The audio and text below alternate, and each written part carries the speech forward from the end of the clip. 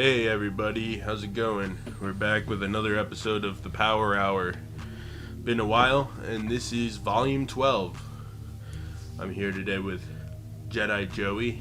Formerly Yoda Joe 93. If you guys don't remember, I know I did change my name, but it's been better profit, more me lately. So it was kind of a necessary change that I had to go through. One of my buddies from work actually helped me come up with it, and it's a lot more fitting because I'm like, Yoda's one aspect of the Disney canon that that Lucasfilm owns Yoda. I don't own Yoda, so had to make myself a Jedi to show, because with the Acolyte, which we're gonna dive in today, they've kind of rewritten the ways that the Jedi work, and I wouldn't follow that Jedi code, so I had to become my own Jedi. In fact, when you guys decide to join up with my membership, it's going to be called Jedi Joey's Dojo, so I'm going to be hosting a Jedi karate school. I'm going to do my own story eventually. I want to do a Terakasi movie one day where I become a Jedi Terakasi martial arts karate teacher and teach Jedi through the philosophy of martial arts. And it's not going to be bait and switch like the Acolyte. It's going to be real Star Wars. So Yeah. So it's going to be good stuff. Cool. Well, yeah, no, I've been doing a lot more Star Wars content lately. And Joe is a big Star Wars fan as well. And he's been obviously doing a lot, hence Jedi Joey. Yep, I have been doing a lot. I got Darth Vader tattooed up on my arm. Yep. So I've always been a big Star Wars guy, and so we've been talking Star Wars for a while. So we're excited to do this. So normally, on the flow, we normally talk about DC last time we came over. This time we're gonna be talking all Star Wars. We know you guys have been waiting for our Star Wars episode, and here we're gonna get to do it. Yeah. So how do we want to start? What's our main flow today? So I guess I wanted to talk about just kind of Star Wars in general lately, but also just how I have a thesis. I have an angle I'm coming at this with. Okay. But what are your opinions on the current state of Star Wars? The current state of Star Wars is broken. It's not broken that it can't be fixed, but it's broken because it's lost its identity. It doesn't know who it's for. And with Marvel, we talk about they have identity issues with, like, am I for the general audience? Am I for comic book fans? Who am I applying for? But with Star Wars, you have the old school fans, like myself, who loved, even when George Lucas was weird, he was the father of the Force, the fundamental creator of this universe. So even with the faults I have with him, he created some really good things in Star Wars. And so we have to give him credit for that. Now, that doesn't mean that I don't think that new leadership and new people should sign ownership of Star Wars and they should start doing new stories with new characters. I absolutely think they should.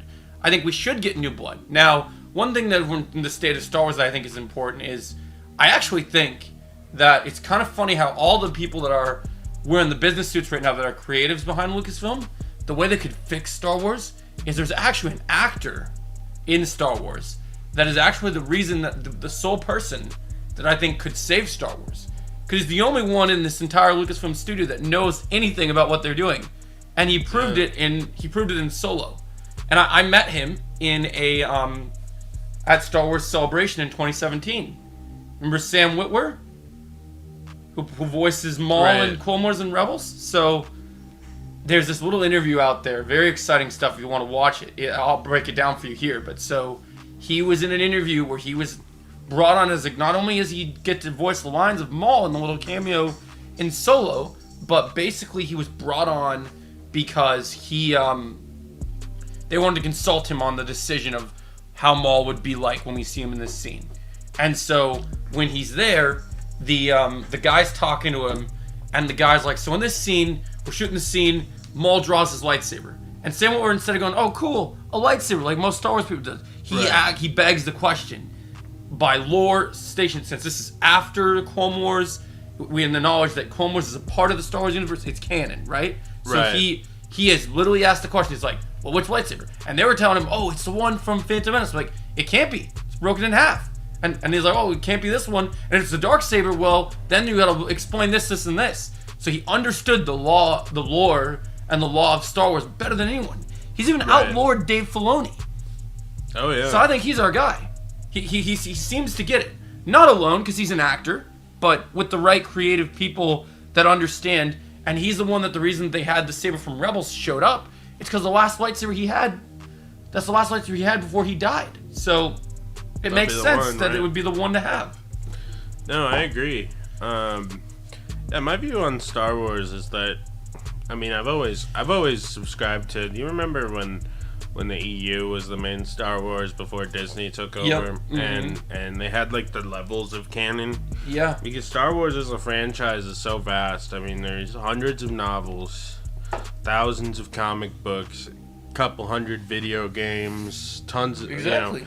At this point, tons of live action shows, and hundreds of episodes of animated shows, and now there's even more. Like, they're still making video games. They're still making these books and comics, and right. So yeah, it's multiple. It all pulled over. Now the only difference really between the EU and the Disney era in terms of how Lucasfilm's like licensing story business works is now they've added the addition of usually 1 or 2 TV shows a year, and of course they're going to be coming back with more movies pretty soon, which we'll loop around to eventually.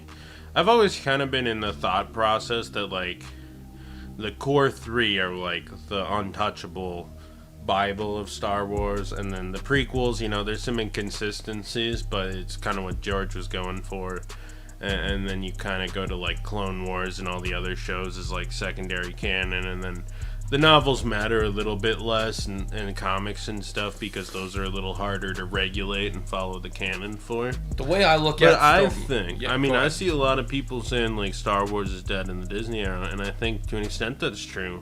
Yeah. But I also just think it's more publicly getting kind of messed up, because I've been reading through some of the novels lately, and it's like some of the EU novels are like, damn, this is so good it could have been a movie. And then other stuff I've read, like I read Dawn of the Jedi, which is kind of the same era. They're doing 25,000 years ago for that James Mangold movie. It's the same idea as Dawn of the Jedi.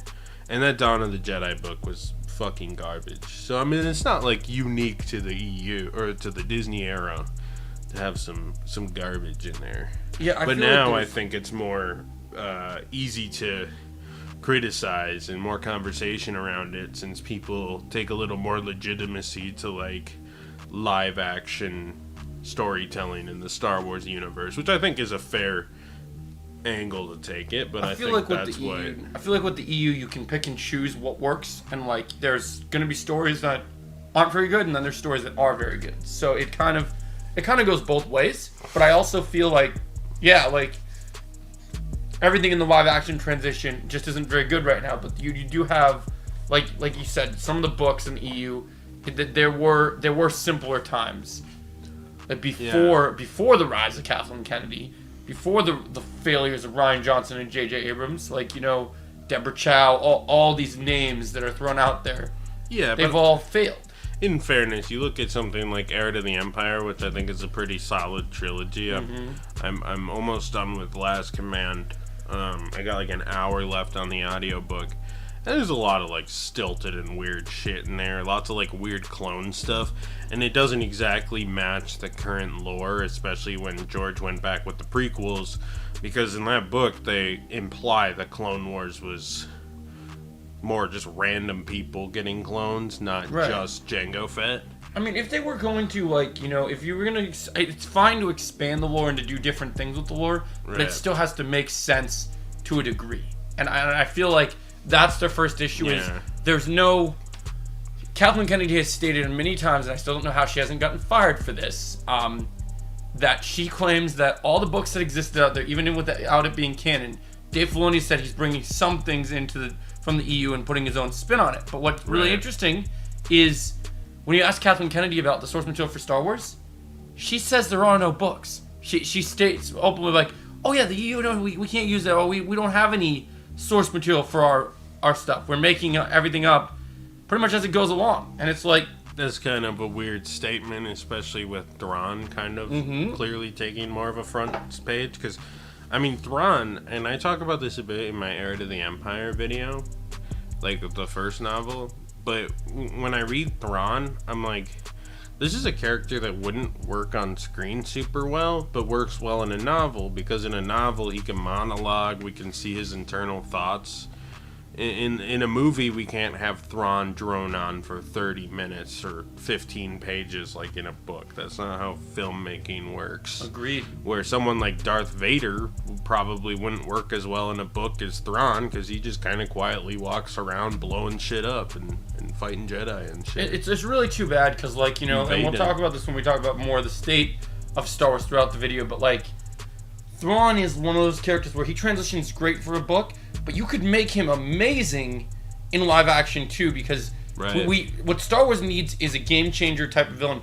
Look, I'm all for the Sith, and there are some great Sith Lord characters out there, and we definitely need another badass wielding lightsaber maniac out there again, but we're just not going to get to that peak Vader or Maul early era level again until they start getting their stuff together.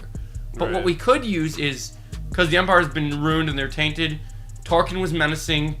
I still think, I will give Disney one point of credit, that since you mentioned The Mandalorian, we've talked about the different shows. I do think that with this Mando movie making money, we'll talk more about with the movies. I think Moff Gideon has potential to be their saving grace eventually. I think Moff Gideon... Moff Gideon... I think Moff Gideon kind of has, like, the planning aspect of Thrawn, but he's also kind of more, you know, in the mud fighting. Yep. Like, he goes down to scrap with the Mandalorian. I Like, love Thrawn doesn't leave the Chimera. He's on the bridge of the Chimera. He's making plans, and I think we might still see more of him, because even though season 3 kind of closed the door on him, like you said, with the EU and even with the prequels, where they kind of, and Clone Wars, how they kind of touched into the clone stuff. Right. Did you ever finish season 3? Of Clone Wars? No, Mandalorian. Oh, no, I didn't. Okay, so it basically ends with, quote unquote, his character getting killed in his own Maul-esque Mandalorian armor, but he was working on Force-sensitive clones. So it's and the Moff Gideon we see isn't sporting a mustache in the end of the show or the end of the season. So so some people believe that the clone is the one that got killed. Because why would you kill Moff Gideon when it seems like he's one of your biggest? That's really the only thing the Mandalorian has going for it. I think one thing that would work, because I'm sure Moff Gideon or a Moff Gideon clone will show up in the movie. Yeah. But I think the one thing that kind of works is, especially if they're drawing, because it feels like Filoni with that New Republic era stuff he's been working on, and Jon Favreau and all the other showrunners and directors and stuff. It seems like they really want to take from those early, like, EU novels and stuff, at least to an extent. And like, the cloning stuff was actually kind of interesting in Heir to the Empire, even though they had to kind of, like, softly retcon stuff. Because that's one thing, is Star Wars being that they were like, it's all just one universe, man. Nothing's not canon, everything's just canon. And it's a problem between Disney. I mean, Disney restarted the canon, but now it's going to become as convoluted as the EU. But one thing I loved about Heir to the Empire is kind of their clones. I mean, they didn't really show up till Last Command, but, like, Jorah Sabaoth is just a kind of like a normal Jedi who gets cloned, and then his clone's just this, like, deranged lunatic who's super powerful with the Force. Like, he's as powerful as the Emperor, basically, but he's just even more unhinged. I kind of hope that, like, in terms of, and I'm glad you brought Jorah Sabaoth, because I have a theory for you that connects to the future of Star Wars from here, that Dave Filoni might have already planted into his Heir to the Empire stuff here already, even with Ahsoka as a show. Yeah. And so, you know how, like, you know, they're going to continue with Balon, even though Ray Stevenson passed away. Right. Now, here's how you could do Balon without, because I think the saving grace for Star Wars right now, in terms of the villains, in terms of the storytelling, things that are almost not necessarily Vader worthy yet, but still at a level where you're like, you got intrigue, is, you know, you got Moff Gideon, but even though I don't think Ahsoka is a great show, has many faults, right, I think Balon made that show. And I think I think one thing that I think made him so great is he's not a Sith, he's not a Jedi, he's in the middle.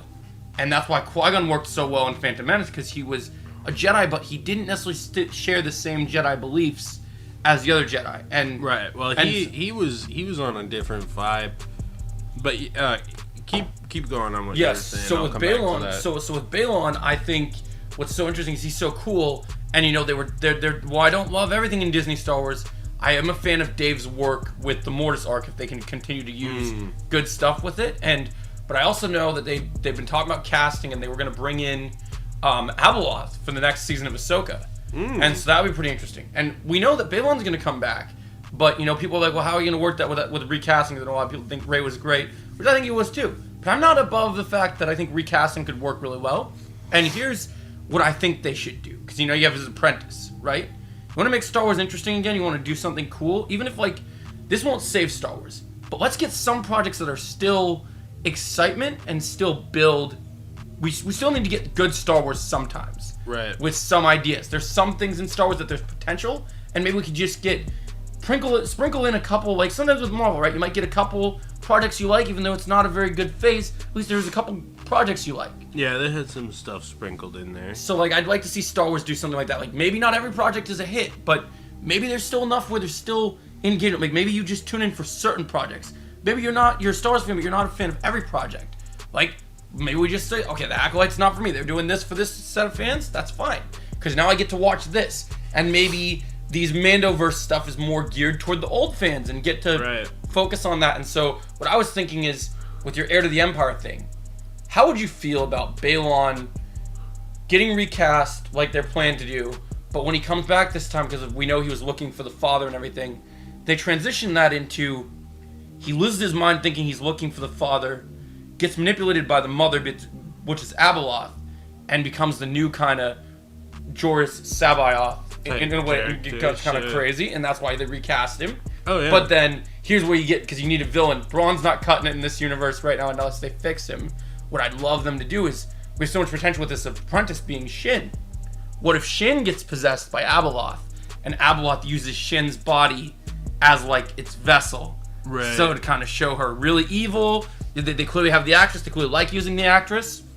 But she's not good enough by just a Padawan just by herself. There's no one to really teach her. So it's best case scenario for her to get going looking after Balon, and then she kind of becomes possessed. Sure. And Star Wars did zombies in season 1, which was kind of goofy and kind of silly, but with the right directors, you could do horror in Star Wars and succeed. If you get the right people involved and make it seem scary. I think Abeloth is like, it's a deep cut if they pull it off. If they do it well, it could be cool.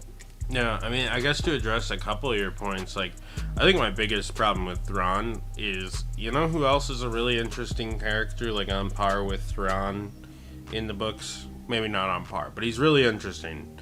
Admiral Ackbar. What does he do in the movies? He screams, it's a trap, and he kind of sits there pointing. He's a meme. That's the problem. Yeah, he's a meme. That's the problem, is Admiral Ackbar is a cool and interesting character when you're allowed to dive into him, and... you know, but there's not much, like, in terms of the grand storytelling that a movie has time to go on a tangent and have Admiral Ackbar explain his military plans, which is what Thrawn's character is. Thrawn isn't Darth Vader. He doesn't murder people directly. He might execute an officer if they really mess up or something or whatever. But, I mean, he's a very different, more level-headed villain than, like, the Emperor or Darth Vader, who's very cinematic. The problem is, I mean, other than, like, him sitting in the Chimera and saying, I want to do this, this, and this, I'm tricking these people. That's what Thrawn's always been, so I don't understand how you bring him to screen. But then kind of, as my other point, another character I think fell flat in the movies and works so much better literarily is Qui-Gon. Mm-hmm. Like, I think Qui-Gon, like, Liam Neeson did fine and stuff, but... like, Qui-Gon, have you read the book, or you should read the book if you haven't. It came out a few years ago by this lady, Claudia Gray. Who... You're talking about Master and Apprentice? Yeah, man. I'm a huge fan of Master and Apprentice. So when we talk about, like, Star Wars backstory, I listen to that one on Audible. So I listen to the voices and everything. Two of, I think, the best Star Wars books that are not getting the appreciation that I stand by that have the best characters in them are... Dooku Jedi Lost and Master and Apprentice. And what I loved about Master and Apprentice is it explored a dynamic to Obi-Wan and Qui-Gon's relationship that we didn't know, where, like, Qui-Gon's kind of a dick to Obi-Wan. And Obi-Wan, like, he's treated as kind of like, we look at him as our main hero now, but he kind of is a little bit of a headstrong, problematic Padawan. I think what I liked most about Qui-Gon in that book is that he's like he really wants to be like fair, but he has like that underlying obsession with the prophecies, which in the Phantom Menace they frame it as the prophecies are just kind of like every Jedi knows them, every Jedi he's like, well, this is gonna happen because the prophecies. But if you read Master and Apprentice, like half that book is like everyone's like, Qui-Gon, you gotta chill on the prophecies, dude. And then at the end of the book, he becomes, after he has his kind of vision that comes to pass, he thinks he might be the next prophet of the Force.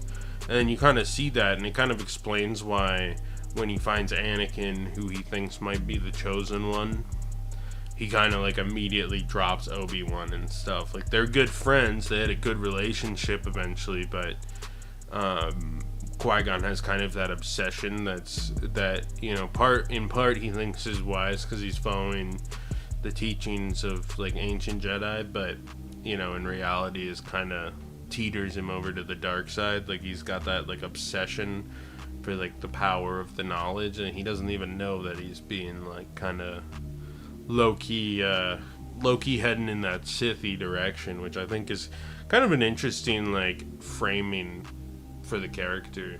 Yeah, I think that people don't cover too much of the gray with Qui-Gon, and I think that book definitely depicted that in a really good way, where you could see where the gray was. You could see the cracks in the character, and that was kind of... The other thing I like is that Qui-Gon he's not like I'm a dark Jedi or I'm a gray Jedi. He doesn't like announce that. He just kind of subtly almost starts to falter on that.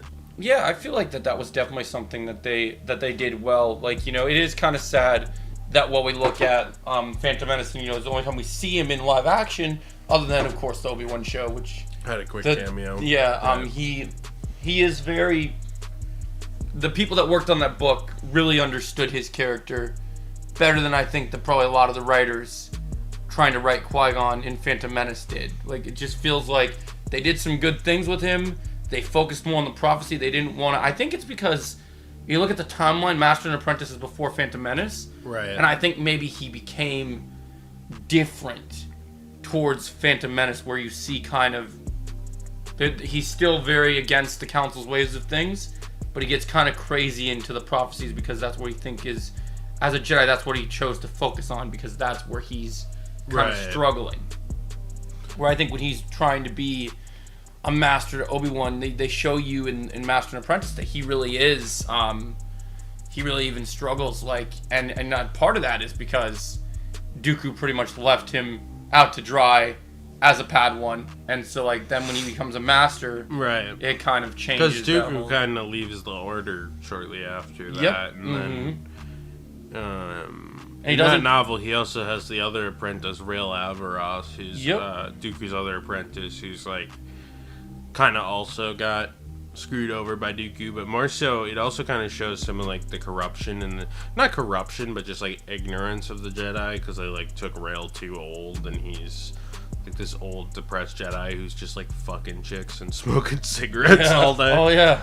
I love that. That's one thing I love. Like, Rael Averross, he's never had any sort of, like, even illustration publicly released, but he's one of my favorite Jedi, because dude's just like, I don't fucking care. He's just like a trucker Jedi. He just like wanders around and he's like fucking chicks. It doesn't really matter that much, the rules. Yeah, he's a badass. He needs to be in like Tales of the Jedi if they do some of those stuff. Yeah, some of those would be cool. Did they do 2 seasons of Tales of the Jedi, or just Tales of the Jedi then Tales of the Sith? They did Tales of the Jedi and then they did Tales of the Empire. They've not done Tales of the Sith yet. I think they should do Tales of the Sith because there's a lot more interesting stories to tell in the Sith.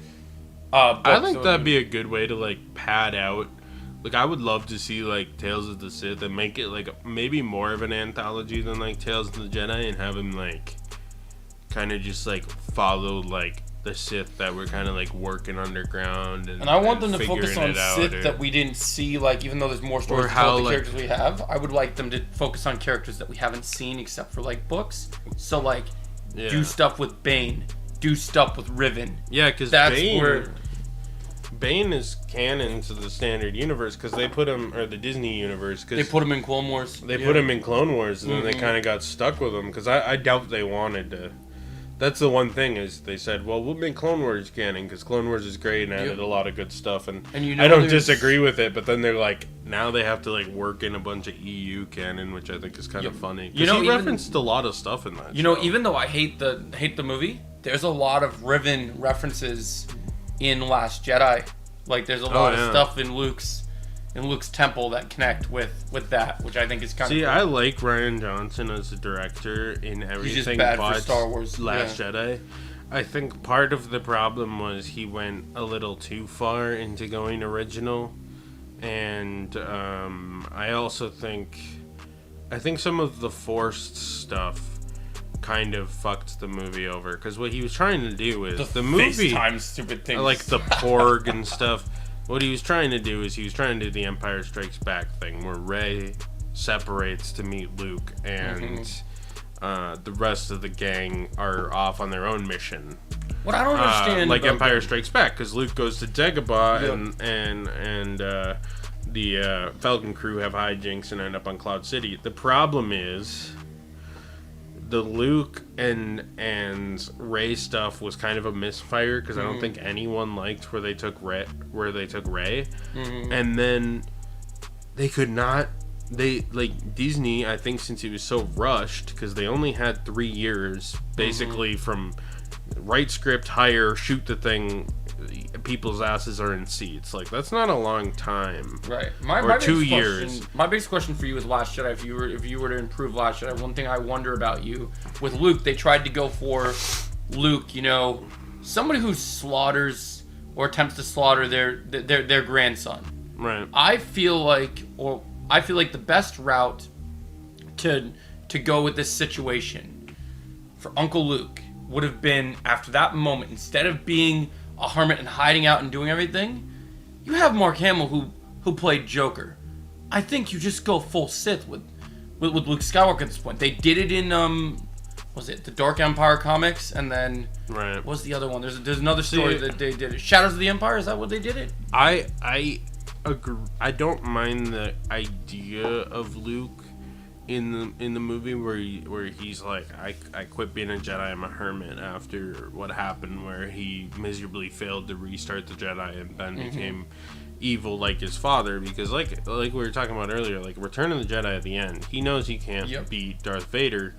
He's just like, I give up, but become a good guy again. So Luke very much like, he was never about power or lightsaber fights. Luke always relied on kind of his morals and heart. So losing his nephew to the dark side is like the biggest blow. So I understand why they took him that direction.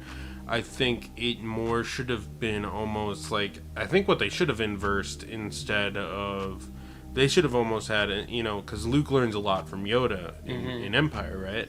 So I think Rey should have had to go there, and she thinks she's going to learn a bunch and blah, blah, blah from Luke. And I think maybe the movie should have been her almost taking on a Yoda role. Not like teaching him the Force per se, but like being like, come on, dude, get back on your path. And then he's fucking shit up in Episode 9 is what I would have done. Well, yeah, I would have had him definitely been alive in Episode 9. Because killing him was the stupidest thing they could have done. I don't mind where they started him in Episode 8. What I mind is where they just never they never got their footing with his arc. Well, here's what I don't understand. Okay, so if we're going to do the Luke is one of the greatest heroes and is one of the best people, he had that X-Wing sitting there, okay? Now, I get there the whole Luke is probably the same age that Obi-Wan is in A New Hope. But at least Obi-Wan went and confronted Vader and accepted his fate. He didn't Doctor Strange this shit and do some meditation like Multiverse of Madness, like body transfer, younger version of myself. If you're gonna make weird. One of my problems with the sequel trilogies is, outside of the first movie, and even though there are a couple that are decent, there is no actual good. Last Jedi doesn't have any lightsaber fights, and even though you have Kylo Ren and Luke sort of stand off, Luke's not really there. The sabers don't touch. They don't clash. Too. So it's not a duel. So so to me, you know what I thought would have been a good inverse, thinking about it now? Yeah. So Luke kind of starts, like, he's not willing to go back into the action. Like, he's still like, I've caused more harm than good. I created this monster. What if Luke doesn't confront Kylo, so instead Leia tries to confront Kylo? Yeah, and that would have happened. She gets killed, and then Luke is like, in Episode 9, he's like, well, now I gotta kind of come back and fix it. Because then you're taking the main character of the original Star Wars, giving him a new arc. He failed, so he becomes a hermit. Rey tries to bring him back, and then she kind of fails, but then Leia kind of sacrifices her life to get Luke back in the game. I like that. The only problem that we have with that issue is because of Carrie Fisher, the way that she chose to do her life. There's no way you're going to get her in good enough shape to do all the Jedi stuff for a scene. Right. Unless you had to CGI her completely. Right, and then the problem, too, is even if she's like, I'm not going to fight you, we're not going to do a saber fight, and you just have her get killed, well, then that's derivative of what they did with Han Solo in Force Awakens, and all of a sudden you're rehashing. And in that movie, you'd have to rewrite early portions of that movie, because in that movie, there's a scene where Kylo Ren has a mission he has to do that involves killing his mom, and he can't do it. So, how do you convince him that he can actually... Do you think he goes evil enough at that point? Because that's my other problem with the sequel trilogy. We talk about Luke. I think Kylo Ren, especially with an actor of Disney's biggest wasted potential, I think, of everything, and it's not necessarily the thing that screwed them overall because they've had multiple problems. I think people complain about the issue with Luke in Last Jedi. The issue of the sequel trilogy, if you look at Force Awakens marketing, they have a new villain that has the mask kind of angle for Vader. Yeah. But he's marketed like Maul was for Phantom Menace. Which, you know what's interesting, too? They really like to... They like to bring the fucking mask motif back. Because I haven't watched The Acolyte. I'll probably watch it when it's, like, finished. And when I make a review on it in, like, 5 years or something. But, they have the fucking... They had the fucking masked villain for 3 episodes. Didn't they just do that in Ahsoka, too? Where they're like, who's this clown? Yeah, and so here's the thing. And they didn't pay it off. In Ahsoka, they didn't pay it off. What I will say is... I don't like The Acolyte, but I'll tell you this. My favorite thing about The Acolyte show so far is the Sith, because the Sith is actually freaking dope. So like I've heard cool things about him. So he gets the best episode of the show, and it's still a bad show and still has problems, is episode 5, because they finally fulfill the thing that people wanted to see forever, which is they have all these Jedi, and they finally show Jedi getting fucking massacred. Like just... It is kind of crazy that Disney's owned the franchise for like 12 years, and this is kind of the first time they've folded and said we're going to try to give you some prequel-like action, which people really wanted. And I will say that the fights don't come anywhere close to like Phantom Menace level, but what I say is like it's probably the best thing. Like I thought Ahsoka had some problems with a lot of their fights and a lot of the other shows. I think it's probably the best Disney lightsaber fight we've ever gotten. Nice. Like they got the guy from Squid Games in there. He's pretty good, but this guy that plays the villain, a lot of people joke him. He kind of like he looks like kind of a more buff. He kind of reminds me of like Ezra Miller, but like in like a tough, like cool way. And like he, the dude that I don't know if he's a stunt actor or where they get him from. He's got martial arts talents, right? So they can totally pull the Maul thing. So like they got Daphne Keane there playing some sort of alien Jedi. She kicks fucking ass. Like she's in there, like she holds. One of the criticisms I have is just like in Phantom Menace, Palpatine's biggest lesson was, he wanted Maul to kill both Jedi, but Maul loses being underestimating the Padawan. So he beats the Master, but he loses to the Padawan, right? Mm-hmm. So the Padawan puts up a better fight than the fucking like regular Master, right. And so I'm like, but how does this happen? Well. When like you have like these Padawans, like she's super skilled. Daphne Keane, she plays X-23. She's pretty badass. She's very cool. But like these other Jedi are putting up a fight. They're decent, but like, and Soul has a good battle with them. But like it was cool because the way that they framed the fight, this is probably the most ruthless Darksider we've seen yet. Because there's scenes where he'll it's still Disney, so it's. Yeah, right, but like he's stomping throats and like crushing like heads and like doing sidekicks, like mad martial arts. Like he was even going even crazier than Maul was at times. Like Maul was doing butterfly kicks and respect to Ray Parker. When is that show done? We got 2 more episodes left. I think episode 7 comes out tomorrow, which I'll probably do a live stream for it, just because my fandom will probably want to see my reaction to it. Right. Because I'm gonna do a review today for the 6th episode, and the 6th episode was I thought this show couldn't get worse. It found a way to get worse, and it's the worst. You remember that stupid scene with in Last Jedi where Kylo Ren is FaceTiming with the Force Rey and he's like shirtless? They did that, but this guy's like the villain is like completely naked, like in the water pool, and like is talking to somebody, because the whole idea of the Acolyte is that our Sith is looking for a pupil. And there's this twist with these twin sisters that are played by the same actor, actress, which is actually the girl that you think was basically the wife of the lead. Oh yeah. Yeah, right. So the two of them, they do in episode 5, they do a swap where the bad twin goes with the Jedi, and the good twin goes with the Sith, and the Sith is trying to like talk to her and whatever, like get into her head and whatever. Oh. So yeah. Wait, so the good twins or the bad twins kind of like changed their mind, or they? Well, no. So they were both in the same scenario, and so the sisters fought, and so they switched clothes and put them in opposite positions. So one of them went with the Sith, and the other one went with the good guy. But the Sith wanted nothing to do with the with his former apprentice because she was just full of revenge, and she doesn't fit what our villain is looking for. And so he thinks that he can take because the good guy is actually a former Jedi, and the show's trying to frame the Jedi in the light that the Jedi are actually the bad guys, not the Sith. Right. But kind of proving how all the mistakes the Jedi did. Yeah.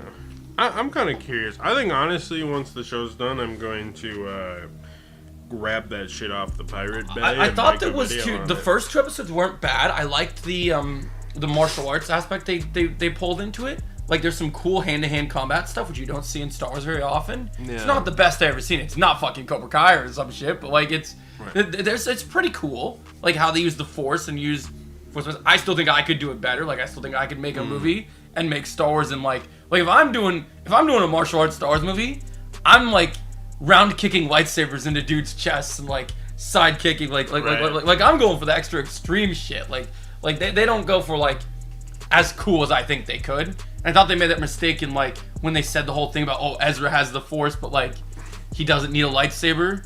Right. I thought it was weak. Like, dude, I would have went fucking Dragon Ball with that shit. I would have had him, like, throwing Kamikazes and just, like, it's just like, come on. Like, I feel like you have Star Wars, you have these budget, you have all this money. This show costs $180 million to make. Money that Obi-Wan should have gotten to pull off some of the shit that they did. But it's like, I don't understand what the budget... And they promoted this show with the chick from The Matrix, Trinity, being a badass killer. She's killed right away. They bring her in and she's gone. Hey, she'll probably get a good flashback at some point or something. Yeah, she's gotten a couple. Like, it's just weird because, like, this show is just... It's just weird. Like, I don't... And like, the Ki-Adi-Mundi thing, it definitely is damaging for people that he's in the show. Like, I didn't tell you that. So it's not just that they retcon the fact of what he said, right? Right. He's in the show and interacts with, like, knows that the Sith are around. Like, there's a scene where he's on, like, the hall chat with these other High Republic Jedi. Because if you go to the Wikipedia page, they changed his birthday. They went in and said, he's alive from this time to this time. Right. And then he shows up, and he's looking all pink, looks different than we ever seen him, talking with the other Jedi and revealing that they're hunting a Sith. Like, he knows. Like we talk about, there's lots of retcons in Star Wars. It's pretty bad that he's... Like, if they want to do the whole Sith thing, I can believe, because, you know, the Jedi weren't always honest about everything. I can completely believe that maybe a Sith could have slept through the cracks and whatever, and I could have bought that idea. The fact that he, like, openly, like, he hasn't confronted him in person. Did they have a birthday for him in the canon, or was it just an EU stuff and they pulled it over? That's what I'm not sure about, because I heard they changed the birthday, and I'm like, well, if they haven't confirmed it, I mean, him having a birthday in some fucking Dark Horse comic shouldn't really matter the flow of a mainstream television We know show. for a fact that, from what I understand, High Republic is 100 years... Right. Before Phantom Menace. No, it's 300 to... I mean, there's like a whole era. Mm-hmm. I understand from the books, and I've only kind of read into it slightly, because I kind of might try some of the High Republic stuff, just because Claudia Gray works on it. Who did There's a cool... did the Master and Apprentice They just book. Revealed in episode 6, they just showed that they have the character from the book in the show. That's got the lightsaber whip. Oh, yeah. Which has got the purple one. She's kind of cool. She's not... Yeah. She kind of reminds me of, like, I'm gonna say it, and I'm sure that there's people in Marvel that crossed over to Star Wars before. She is definitely a Gamora type character lookalike. Like, I feel like they're trying to just be like, hey, look, it's Gamora in Star Wars. Like, she's got that edge. She's got kind that, of like, an edgy. but she definitely doesn't have she definitely doesn't have the characterization of the actress that played Gamora. Like, you can tell, like, they picked someone who's, like, low level. But yeah, I think it would be interesting to see if someone who reads High Republic, if they like the show more, or if they, like, still have a lot of problems with it. Because, like, I know the High Republic. I've read it. I think most of the High Republic, for me personally, is not that interesting. I'm always gonna be. I'm always gonna be Old Republic. I don't know if I think they like simultaneously released like the first issue of the comic with the first novel, but I read like the first graphic novel for the High Republic like when it came out, and I was like, well, what I don't understand about High Republic is they're showing High Republic showing the height of the Jedi's abilities, but like what I don't understand about High Republic is the Jedi when showing the height of their abilities. From what I understand, they just like kill bugs and stuff. I don't remember any Sith that they encounter in the novels, and I get that the point of the acolytes they need to make that for the show. A lot of it is, I mean, George Lucas, even up to like the Revenge of the Sith. I mean, he was fine with like small little expansions, but it wasn't really until the Clone Wars that like main lore affecting expansions would happen within television and film and stuff. So and even he didn't really fucking care about the books that much, George Lucas. Right. So he'd be like, "Oh, there hasn't been a Sith in 1,000 years." Like, you know, it's bound to contradict something, and I think that's part of why you're having issues with like that. I don't understand when Disney conceptualized High Republic. I think High Republic's a good idea, in part because it's like, okay, move away from the Skywalker saga. You can do new stuff in Star Wars. Yeah, I will say that new characters are good. It definitely has ideas on paper that are cool. I just think they went about it in the wrong way, and I think and they do the bug thing in the show. Like, you do see the bugs get killed, like in the High Republic and stuff, and they're kind of tough to fight and whatever. But like, maybe they should have steered away from this Sith idea. But like, I don't know. I think the stupid. Joe, I got an idea. Okay. When Acolyte is 100% finished, I'm going to watch the show end to end and make a video on it. After I finish the video and watch the show, I want to have a conversation with you on the finished Acolyte show, and we'll shoot the shit. And we should talk about compare notes. I think we should compare notes. I would be curious to see, because I'm gonna be making videos for the final 2 episodes. So I definitely think I still have to make my video for episode 6. So I'll definitely do that episode. Yeah, I definitely think like in terms of like Star Wars, and I think the nice thing about Star Wars is there's a million different types of Star Wars fans because there's so much niche shit within the giant franchise. And I think it's cool that you can apply it to many different people. So I'm interested to like see how our notes compare, because I feel like you really keep on the cutting edge and stuff, and for me, like, I don't really keep up with the new stuff as much. I'm like, this novel from 50 years ago. See, to me, I'm just very big into like, I became a Star Wars fan. Star Wars was my first fandom when I was a kid, and so like, how did you get into Star Wars? I've been into Star Wars since I was literally a kid, and like my godfather became a cop because he was obsessed with like the protecting and serving of the Jedi, like everything, and like so. He used to collect Star Wars figures, and like it was like super cool. And like my dad was into it, and like so I got into it, and because when I was a kid, I was obsessed with everything to do with sword fighting. Everything to do with sword fighting was super big to me. So then Star Wars became such a big. Star Wars got some swords. Yeah, it became a big thing for me, and so like I'm very protective of what I believe Star Wars is, and like I feel like Disney is a company. Yes, they have a lot of money. Yes, they have a lot of good things. I think it's valid. I also think Star Wars today has a lot of different avenues in which Star Wars is put out, because you got something like Andor, which is like a dry political drama, Acolyte, which I think attempts to be kind of like lore heavy, lightsaber heavy. I think that's trying to capture more of the feel of the prequels. It's actually not as lightsaber heavy as you think. It's we've only gotten one lightsaber episode. Like it's like in the previous 2 episodes, they were hand-to-hand combat centric and knife fight stuff. There was one scene where lightsaber was brought in, and then so Disney. One of my things I want to address, since we're talking about the state of Star Wars, the coolest thing about Star Wars, like there's many avenues. Some people like the space travel, some people like the space battles, some people like the politics, the lore. Like there's different avenues, right? Right. To me, I got into Star Wars there's a lot of things that I'm interested in, but I loved everything to do with the lightsabers, the lore of the lightsabers, right? The lightsaber, the fact that lightsabers are the coolest weapons ever created. Disney has broken lightsabers. A lightsaber, Qui-Gon is the only person to acceptably be a casualty to a lightsaber that does not return or get healed by it. Sabine, in the first episode of Ahsoka, easily now they've taken the back to tank BS stuff from Empire and made it like super fast acting. No, people love Disney loves the back to tank. Yep. Because I remember that was one of my problems with fucking Boba Fett is he was like fucking back to max. And he was like, I thought that Boba Fett show was fucking shit. I'll complain about all the Disney Plus shows. Everybody gives Boba Fett a pass because there were 2 good episodes where they added the Mandalorian. I don't give it a pass. Boba Fett's one of the coolest characters. I've read all his books. Tamron Morrison has even said, how do you make Boba Fett a character that looks super cool and there's a lot of like books and stuff that make him cool and shit allegedly. I haven't read that was even books. the thing I said about how do you take Boba Fett and a character that was underutilized and for 40 years they ramped it up as like, damn, Boba Fett could have been so much more, and then you finally get down to the wire and you're like, we are giving Boba Fett an 8-hour TV show.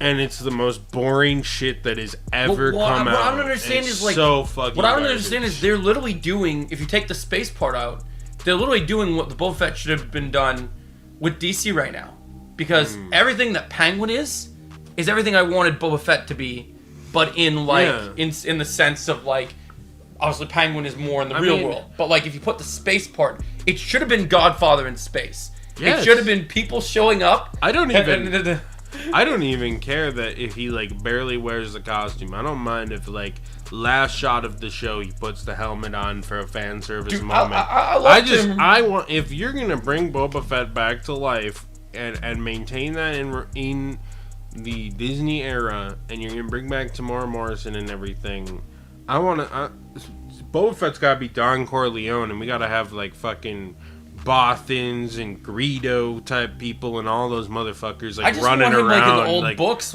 just want him kicking fucking heads like he's like he's good at with Vader being dead, full on disintegration. Just like, well, I thought the show was gonna be him like people coming to him for favors, and he just fucking flamethrowing the shit out of people and just like come on. I think my 2 angles are either Marlon Brando in Godfather, where his ass doesn't leave the seat and he's just like direct. Like I would love a show just called like Star Wars Bounty Hunters or something, where you have like you set up like 3 or 4 bounty hunter characters that can be new or established or something, and like Boba Fett is just like the Godfather or something. And you could have other people he like sends him on missions and shit. He's like the so that's when you bring back some of the other originals, right? There's some like Hutt children, offspring, like coming at our turf, and because they want a piece of what Jabba used to have. And there's still quite a bit of good bounty hunters that are alive in that timeline, so you could bring back like that's when like Dengar and Bosk, like you could get them, popping in for a couple episodes, be like, hey, and I think Aurra Sing might.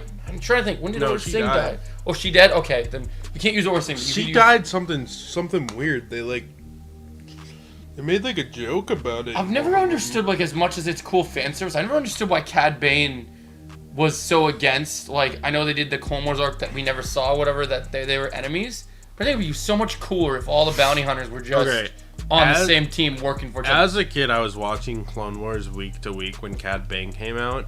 Yeah. I could never get into him. I don't know if it was the character design or they built him up. I think part of it was that they built him up so much, and then he was just kind of like, oh, it's Clint Eastwood in Star Wars. Well, see, that's the thing I love about him is the fact that which is fine. I think it's great that they did that. Like, I think that there's this Star Wars character that's literally Clint Eastwood in Star Wars. I think that's fantastic. Like, I think they always made him a villain, though. I feel like a character like Cad Bane should be like, one minute he's shooting at fucking Anakin or whoever, and then the next minute he's switching over, he's trying to kill Boba Fett, Yeah, I just wish he would have just been a bounty hunter. Like, I wish that if he was gonna be a bounty hunter, he would have stayed a bounty hunter and stayed on track. One of my least favorite things in Star Wars is when bounty hunters and smugglers are like one side or the other. I feel like, and this is even a problem in the EU, but I think slightly less so.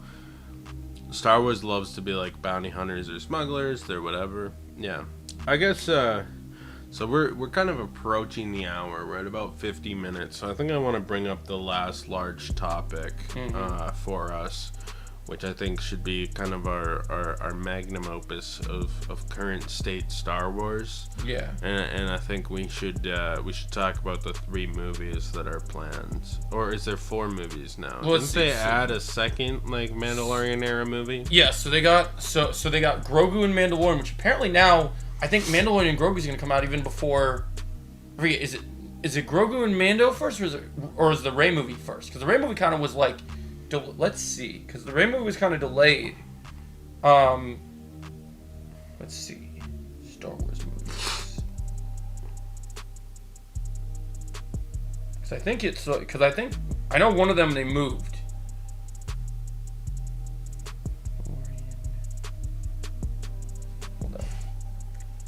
Mandalorian and Grogu release date. Oh, I think you can probably just look up upcoming Star Wars. Okay, here we go. So May 22nd, 2026, right now. Right. So then where's Rey movie? Upcoming Star Wars movie. Oh, so like 2 years we're getting Mandalorian and Grogu, huh? Mm-hmm. Well, they said they were going to do that because I heard if they do a 4th season of Mandalorian, I heard they were only going to do, yeah, okay, so according to this, these are the Star Wars upcoming, this is movies and shows project lists right now. Okay, let's talk about the new stuff. We'll go down the list. Alright, so we had Tales of the Empire in May. That happened. I thought Tales of the Empire had some cool ideas.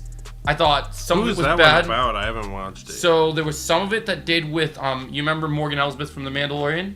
We got to see her backstory. Oh, yeah. So she was kind of cool. She had the coolest stuff in the arc. Because I got the granddaughter of Bruce Lee in there. Oh, really? Playing her just like she was in Ahsoka.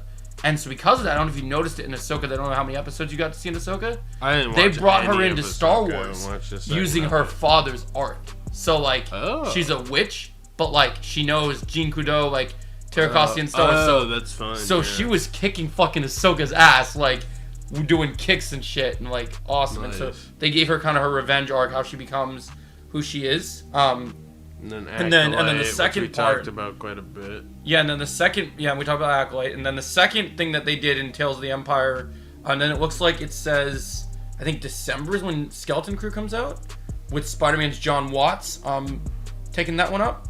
Oh, so Skeleton Crew is kind of like, it's not like made for kids per se, but it's a little like younger audience. It's got. So they said it's gonna be a little darker than people realized it. It's got Jude Law in it as playing a Jedi.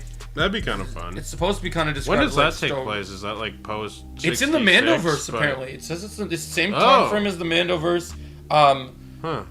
Younger than the more adult-oriented Acolyte, a coming-of-age tale directed by Spider-Man No Way Home director John Watts. The plot follows 4 kids who embark on an adventure after making a big discovery on their home planet. Jude Law stars. See, that might be okay. I think John Watts really was really getting following studio mandates on all 3 of his Spider-Man movies, because not only did you have Disney, but you also had Sony, and both of them were giving him notes, and he made those 3 Spider-Man movies work pretty well. I like all 3 of them. I think Far From Home's by far the weakest of the 3. Yeah, I would say the thing that instantly, like, I'd say the thing that I think the thing like Watts directing, seeing Star Wars, I think will be cool. The most interesting thing I think with that whole situation is the fact that you have, I think Jude Law is an incredible actor. I think he can play a great Jedi. So that's the thing when they announced about that show that I'm immediately hyped about. Right. Just for the sole reason. I'll watch that just for Jude Law. Just because I think Jude Law is one of those actors that can deliver. Yeah, he's been in crap like Fantastic Beasts and stuff, which is shit. Yeah, no, Jude Law, he's consistent though. Okay. So then next up we got Andor in season 2 in 2025. I haven't watched all of Andor. I got kind of bored watching like the first 2 episodes. It's tough. But it's kind of it's good, but it's like it's not crazy. And then we kick off 2026 with Ahsoka season 2 is our first project we get. Oh, I didn't know. I knew that was kind of like in development. I didn't know how far. Oh, it's confirmed. It's gonna happen. It says Andor's a lot of people liked it. Okay, and then so the first movie is Mando and Grogu. So we'll talk about Mando and Grogu next. So here's what we know. It says The Mandalorian and Grogu comes out May 22nd, 2026. It says, The Mandalorian premiered in 2019 on Disney+. So the fact that Mandalorian and Grogu is set to hit cinemas 7 years later speaks to the concept's endurance. Pedro Pascal plays a bounty hunter who travels around with a small green little alien. What's not to like? The Mandalorian co-director Jon Favreau will direct. Co-creator will direct. So, let's talk about Mando and Grogu. So, you've made claims on Marvel that you're just not... You think that the Reed Richards, Pedro Pascal thing is bad. Do you Here's the thing. I don't have a problem with Pedro Pascal. But my problem is... the obvious thing is he always plays Papa Pedro, you know what I'm saying? He's always the dad character. So when they're like, here's the Fantastic Four, and it's like, oh, 3 people I've never heard of, and Pedro Pascal playing the resident father of the Marvel Universe. Mm-hmm. Wow. Yeah, that's a weird they're not. I don't think they're gonna do anything interesting with Pedro. I think I already know what we're getting from Reed Richards. Yeah, that makes sense. And the other 3 actors I've never seen. They could be great, but I look at them and I'm like, yeah, they look like the Fantastic Four. And then there's Pedro Pascal as the only star. Like, I don't know what they're trying to, like, I don't know. Like, I feel like they played it too safe. I agree. I don't have a problem with because Mandalorian was Pedro's big, he had Narcos, he did a little Game of Thrones. Yeah, but it was his big break, yeah.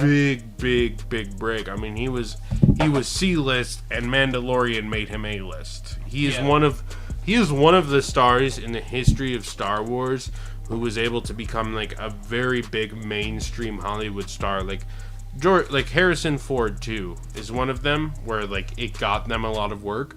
But you even look at Mark Hamill and Carrie Fisher, they both had to kind of go to other ventures, and Hayden Christensen barely acts, you know. Ewan McGregor is doing fine from himself, Hayden but Christensen I don't think went into he's hiding. Like he went into hiding until Obi-Wan. Like he legitimately disappeared off the face of the earth. Yeah, no, and he's done like back. 2 or 3 random, like, real small, like, religious movies and stuff, but he's really not done much. Yeah, he went into hiding. So like, it's like with the Mando and Grogu stuff. Yeah, like, season 3 of Mando wasn't good, but now one thing I will say is the fact that this movie is taking place that we know before the Rey movie, when we were told previously the Rey movie was gonna be the first Star Wars movie we're gonna get.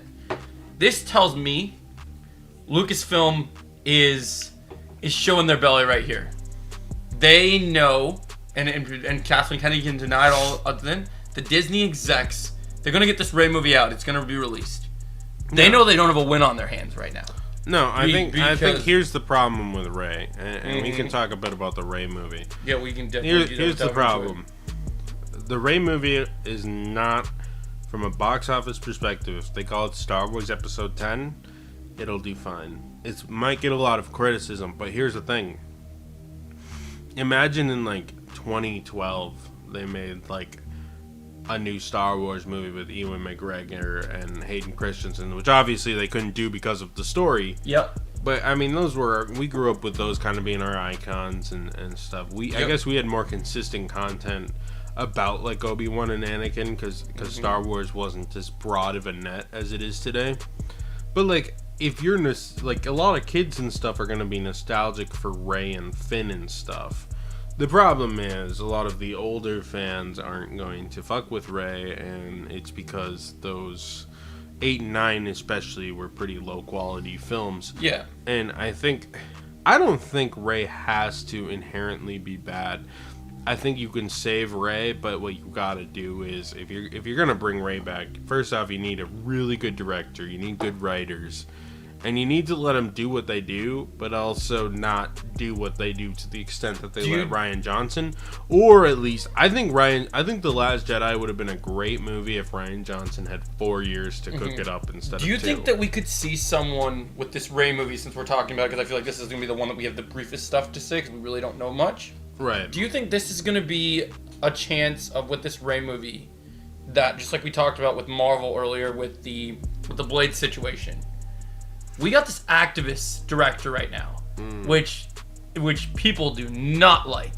Right. Like, did you see the interview where she said, I like something like I like putting men in harm or so. I like doing like Right. she's a very controversial statement. I mean, And it's like- I think she can do whatever the fuck she wants, and if the movie's good, then good, and if not, it's gonna fuck up the character of Rey and the entire legacy. And if As this long is a as she- financial and critical bomb, then they fucked themselves. I don't think one thing I would say is like Disney's I don't. taking a big risk, and if they don't pick the right person, maybe they'll switch directors. Maybe the director was taken out of context, or just. Well, trying someone to I was gonna say, troll yeah, maybe people we or get a different something. PR person, like maybe I mean, someone. what comes down to it is until we see the film on screen, we're not gonna know. But I think this is gonna make or break Rey's legacy, because if you got one more flop, and they don't want to like continue the Rey franchise, it flops, it doesn't do well critically, then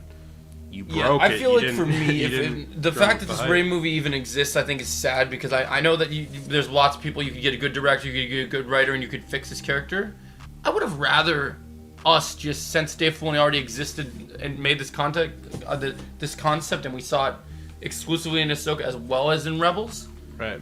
If we're gonna invent, even though people have a lot of issues with time travel and everything, and the whole concept of it, if they're gonna invent the world between worlds and do stuff with it, we could have just literally erased this entire timeline and just moved forward so far in the future Right. that none of it matters, right?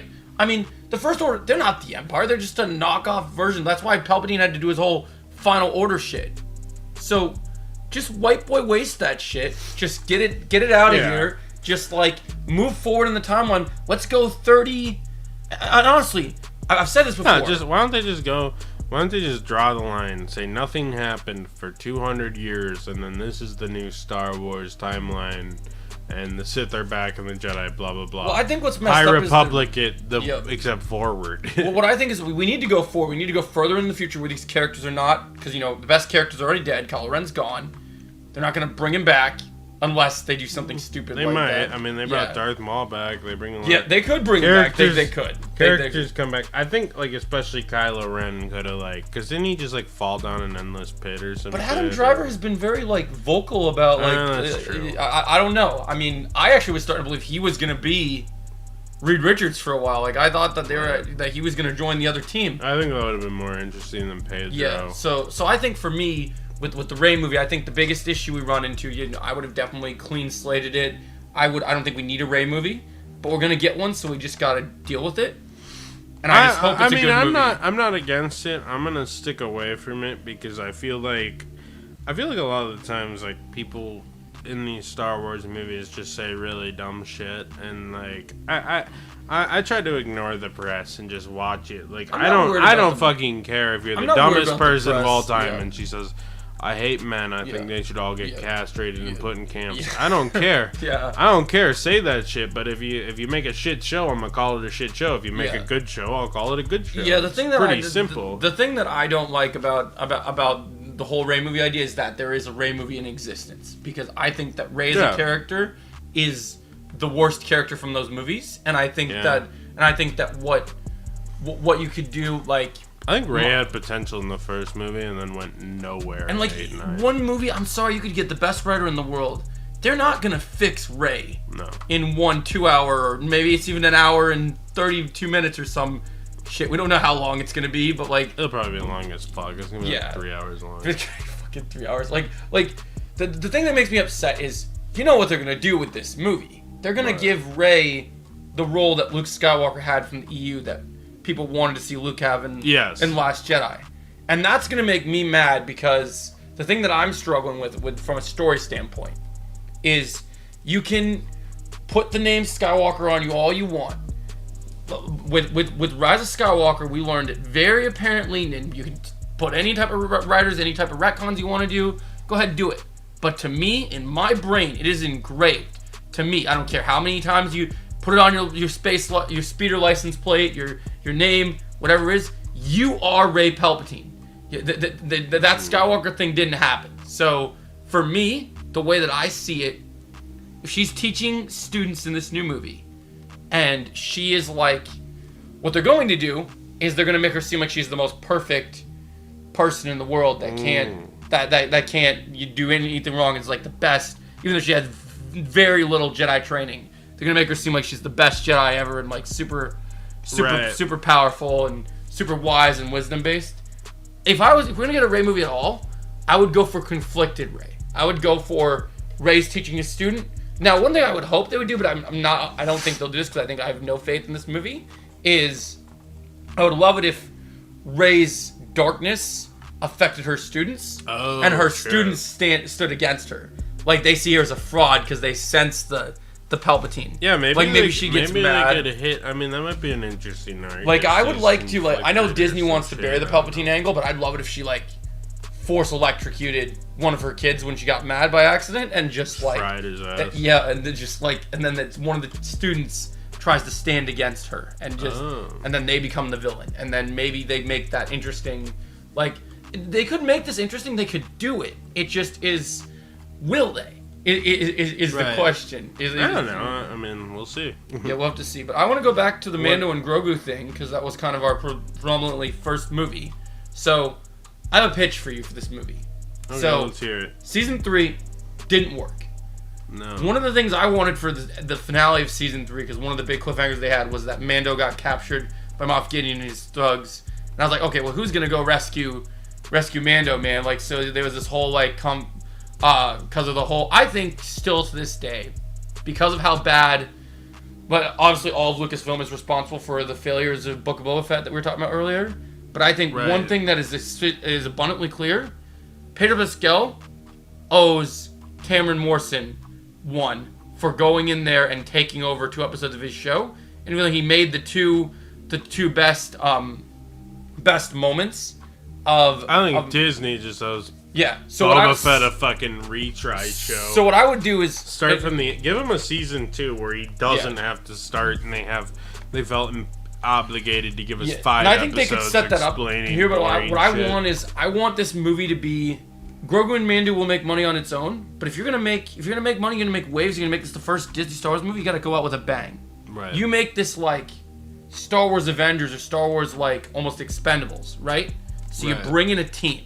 So you have Mando, you have Boba come in, because Tamron would want to be there, I think. And then, you got someone like Moff Gideon come back, whatever you got to do, you got your villain, you got your angle. And you just have a badass adventure. Mando and Grogu team up with a team of bounty hunters.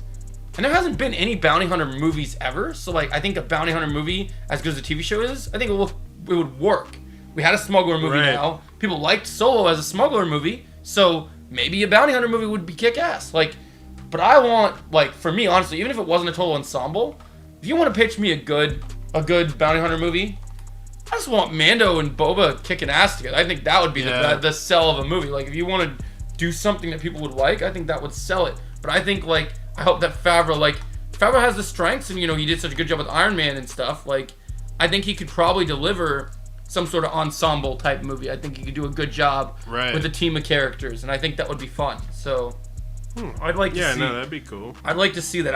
I'd say, out of all the projects we know of that are confirmed, because I trust Favreau more than anyone else at Lucasfilm, I trust Favreau more than Filoni, I think Mando and Grogu has a good chance of being good. I think there's a lot of the Disney problems, but Mando and Grogu, it's their first movie, but it's also their safest movie. Right. Because there's a lot of mistakes with Book of Boba Fett, but I think that Jon Favreau can still deliver something good with Mando and Grogu. I think there's enough... You're going to get you can bring the kiddos in because you can get people that want to see Grogu with their little stuffed Grogus and whatever, and that's going to make a lot of money. Right. But they also could give us a good story and give some homage to the fans that like the Disney Plus show and give some cool moments. Now, I think it also should stand on its own a little bit. Yeah. Like, the shows are great. Those gotta be prequels. I want it to stand on its own in the sense that it's a solo adventure. What I am worried about, and I think this is a big problem with Marvel, and I hope Star Wars avoids it, but you have Marvel, especially like the Marvels, for example, where you have to watch the prerequisite Disney Plus shows, otherwise you're like, oh, missed that part, because I didn't watch like Secret Invasion or any of that shit, so I was confused as fuck at some points in the Marvels, and I don't want the Mandalorian to be like that, where like it like opens on a old plot point. Like, it has to be its own story. If it's gonna be a movie, if you're switching, you know, mediums, you have to make it its own story to an extent. Like, I'm fine with like him being like, "Oh, Boba Fett, I know you from when we were in the Mandalorian show together." You know what I'm saying? Mm-hmm. So, I think that works. I think that's totally something doable that I think that could work. Now, the next thing we got to talk about, because I think the Mando and Grogu situation is pretty, right. It's pretty out there. I think we both just want a good movie. Well, and this could change, but from what it says next is Taika Waititi's Star Wars movie is still in development, and it's supposed with Mando and Grogu's first Star Wars movie in cinemas since 2019. Taika Waititi's unnamed Star Wars movie is set to be the second movie that is released. The Thor Ragnarok I gotta hear the concept before I can comment much, and here's why. Taika Waititi, Thor Love and Thunder is one of the most ratchet shit in the entire MCU. Thor Ragnarok has got to be in my top 10 favorites, though, and I like Jojo Rabbit, What We Do in the Shadows. I think Taika Waititi's got a lot of good stuff. He's typically a really funny, good guy. So it depends on the concept. Like, I don't want Taika Waititi to do a world-ending... I think Thor was a weird choice for Taika Waititi, especially when you get to Thor 2. I think he needs to get, like, a... I think he needs to get a project that plays on the comedy, something that plays to his strengths, something weird, Here's what I think. This is my opinion. Most Star Wars movies these days are made on what? $200 million? Yep. Cut his budget in half. Give him $100 million, and maybe... Okay, here's an idea. You know, have you seen, like, you know those old movies where you got, like, a group of people, like, under siege from a larger army? Yep. You know, maybe something like that. I guess that'd be kind of Seven Samurai-like. But I mean, like, something kind of goofy. Like, maybe make just, like, a goofy Star Wars Western. I'd be fine if it wasn't, I think Taika Waititi would try and fail to make something if he was to make, like, a full Star Wars movie. But I think if he has kind of a weird concept movie, I'm with it, because I like Taika Waititi. So you think that if he does something cool... Yeah. Thor 4 was strike one, you know, for me. But I think he could recover, because most of his work, to me, is pretty good. I think it depends what the angle is and what the idea is. I'm not 100% counting him out off of Thor 4 alone, though Thor 4 was fucking dog shit. Yeah, I think if that Star Wars movie turns out like shit. And I don't know if you read I don't know if you know the backstory behind Thor 4, but you know when he did Thor 4, there was all these BS claims that he like had a super good script and had super big plans. I heard Thor 4 was only a paycheck for him. He had no desire to write anything good for Thor. No, I think he did his Thor movie. He had fun with it, and that was Thor Ragnarok. And then he either he probably signed a 2-film deal and thought, how many of my projects can I finance making Thor 4? And like what? Fair enough. Like every decision he made, like even when there was goofy decisions in Ragnarok, there was story reasons for it, and it made sense. Where like with this movie, I think that he legitimately just piss poor, just did everything stupid that he could. And just wanted it to be stupid and dumb. Right. And just... Well, I mean, between Thor, he made Jojo Rabbit, which he did really good on. Yeah. He's got a couple movies in development, and he was also executive producing the show spin-off to one of his previous movies, What We Do in the Shadows, which is one of my favorite TV shows, if you haven't seen it. So we don't know too much about that. So now we got, so we just say Taika Waititi, question mark, we'll see what happens, we'll see what happens. So now we got... I want to see the concept before I make a judgment. How long would you say, because it is the second movie that we find out we get a concept for? Like, when do you think, they'll move that movie, or do you think they'll get it ready soon? I think it's either going to get canceled, or in the next Star Wars Celebration, we're going to get something. That makes sense. So that's kind of where I'm at, because that's been floating around for a while. So depending on the point where it's make or break. So depending on when that release movie is, what we know now is after that movie, if that movie comes out in 2026, the same as the Grogu and Mando movie, we now jump to 2027, and we get Dawn of the Jedi with Logan director James Mangold. Now, it's funny that people always bring up Logan for him, because you know what a lot of people don't talk about that I think is kind of funny, considering they're made by the same company, and I'm sure Kathleen Kennedy had stuff to do with it. We gotta remember that James Mangold directed The really bad Indy 5. 5. Yes. I mean, Indy 5 was competently enough directed. It just had a really shitty story, and well, let me ask you no one this. should have really tackled it. Is Kathleen Kennedy the reason for that movie being bad, or do you think James Mangold has actually lost his touch in some of his directing? I'm gonna go. Here's what happened. Kathleen Kennedy. I think Kathleen Kennedy gets too much creative hate, and here's the thing. I think she probably does. But what she is she's some old lady on an iPad. She doesn't fucking care about Star Wars or Indiana Jones. She's a businesswoman. She looks at the numbers and says, if we make a numbered Star Wars entry after 3 years, enough hype time will build up that we can make money. And from there, she hires whatever fucking creative. She doesn't care.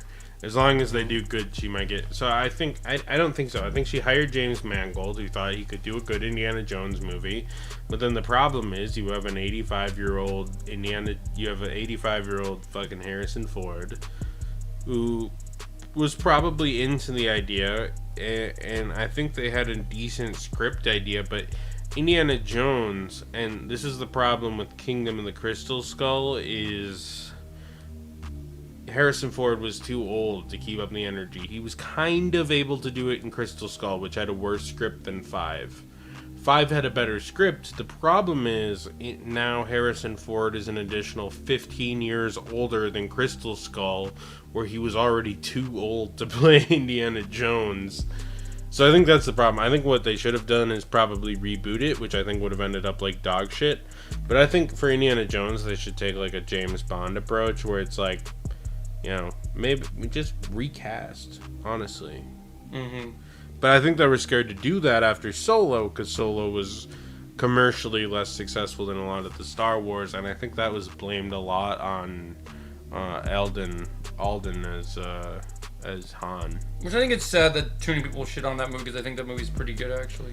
I think recasting should be fine in Star Wars, so long as it doesn't affect too much the story, because I was able to kind of get into, okay, this is a Han Solo, it's not Harrison Ford, he doesn't look like Harrison Ford, he's really his own entity, but frankly I don't care. This is something else that happened with Han Solo at a different time, because like Ewan McGregor, everybody loves Ewan McGregor. I think he's on most people's top 10 favorite Star Wars character, like actors and characters. And people didn't shit on Ewan when he took over for Alec Guinness, who was also great in Star Wars. So, like, what? I don't know.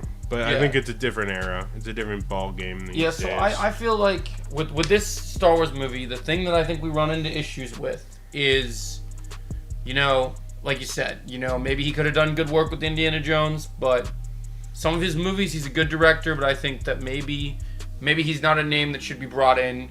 Well, it's kind of hard to say, because I think he's like Taika Waititi, where he's got one big strike, but it's like, oh, I've seen him do really good stuff too. So, but I don't want to count him out yet, because he's also working for DC right now, right? Because he's gonna do Swamp Thing. Yeah, so, I think he'd be great for Swamp Thing. So let's say this. Maybe the way I look at it is, I want to say, unless I can be proven wrong, I love the idea of an origin of the Jedi. Like, if they're gonna focus on the thing they teased with the stone in Last Jedi, and we're gonna meet the Prime Jedi, like the very first, like, Snoke-looking Jedi, like that they showed. I'm all for an origin about the Jedi. If the right people understand the lore of the Force, the care is taken, everything is cool. Maybe we get our first ever, like, what was the first version of a lightsaber like? What's the first fight like? Who were the first original, maybe not Sith, but like Darksiders that appeared? Like, kind of like stuff like that has my interest. But I don't know if James Mangold is the guy to bring that stuff out. I think he might. I mean, it depends again. It's so hard to judge something like that without a trailer, because I mean, we're breaking new ground here. Right. It's just gonna be tough to see. I will say, like I mentioned this earlier in the podcast, I didn't love Dawn of the Jedi, the book that is, you know, kind of is the EU version of this concept of like the ancient Jedi. I don't know. I mean, I want to see what's up. I think it could be really good. It could be really fucking bad. It's something where it's like I have no idea. It's really hard because what I think they're going for is like Game of Thrones, Star Wars is what I'm guessing is what they want to do with Dawn of the Jedi.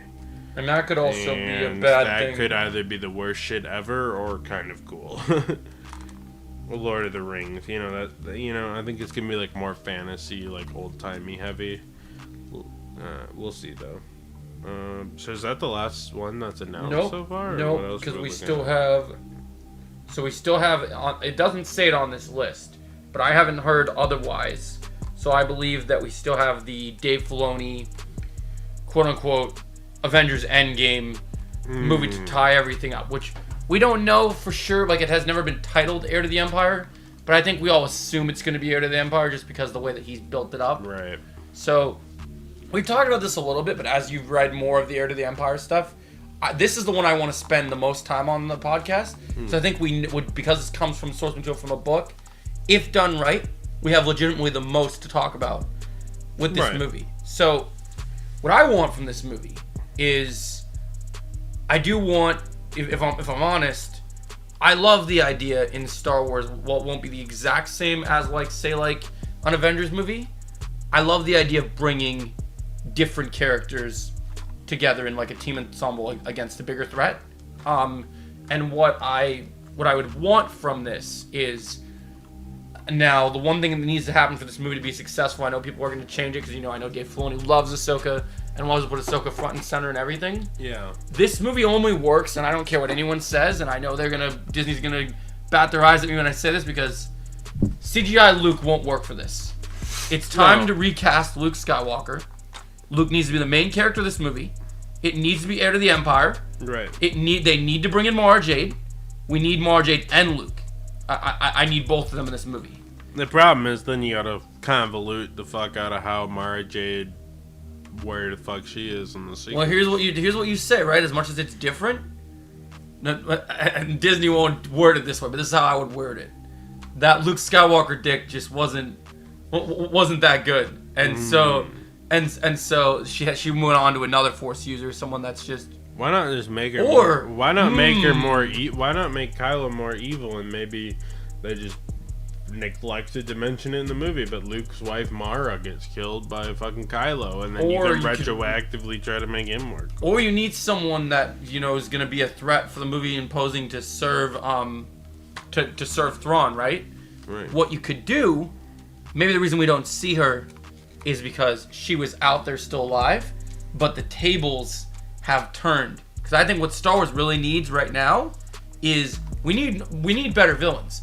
But we definitely need, because people get a bad opinion with me when it comes to Marvel and Star Wars. They think I hate female characters.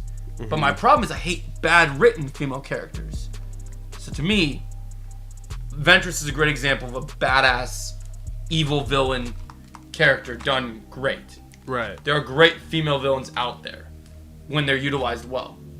Kind of dig the idea of Mara Jade going up against Luke Skywalker being a baddie. I mean, Shin was kind of cool. I think Mara Jade in the book, I mean, she's the Emperor's assistant. She was like an assassin for the Emperor. So let's tweak that story. Like, so instead of after Palpatine, she also works for Thrawn. Or maybe in this story, she didn't work for Palpatine. Because we've seen all the Palpatine stuff that happened, right? So maybe this entire time she's just been working with Thrawn. And so maybe it's more believable because Thrawn has all these resources, all these different things, and they give some backstory to her that makes her because we need interesting characters. We need a story. We need to see Mara Jade. I think she still needs to be a part of the canon, but maybe we don't need to necessarily tie her to Luke. Maybe she's interesting on her own, and maybe the thing that happens is that she's just a badass assassin.